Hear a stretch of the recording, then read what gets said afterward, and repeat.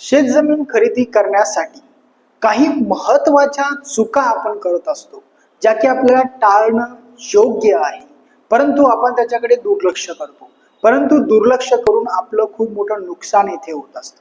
यामध्ये सर्वात महत्वाचं म्हणजे कुणावर विश्वास ठेवणे. म्हणजे जर एखादी डेव्हलपर असेल किंवा ब्रोकर असेल तुम्हाला सांगत असेल, काही वेगळ्या पद्धतीने सांगत असेल, तर आपण सहजपणे त्याच्यावर भरोसा ठेवतो आणि तो ज्या पद्धतीने सांगतो त्या पद्धतीने वागायला सुरुवात करतो.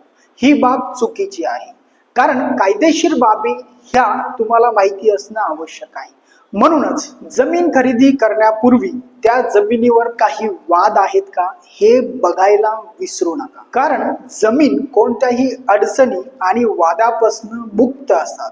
त्याचप्रमाणे फक्त जमिनीची विक्री किंमत जी आहे त्याच्यावर लक्ष केंद्रित करू नये.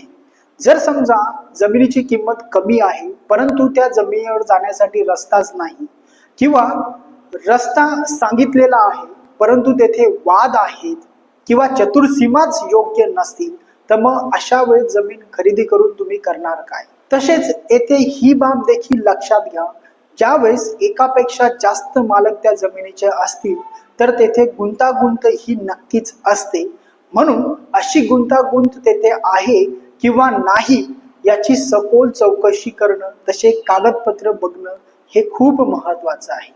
तसेच अजून एक महत्वाची बाब म्हणजे ज्यावेळेस जमिनीचे कागदपत्र तुम्ही बघणार आहात त्यावेळेस टायटल क्लिअर आहे का, आणि जर त्यामध्ये काही कागदपत्रे कमी असतील किंवा तुम्हाला आश्वासन दिले जात असेल की आपण काढू नंतर बघू, तर या बाबीकडे नक्की कॉन्सन्ट्रेट करा, कारण ही बाब खूप महत्वाची आहे. तुम्ही जर दुर्लक्ष केलं तर भविष्यात तेथे वाद उद्भवण्याचे चान्सेस होऊ शकतात.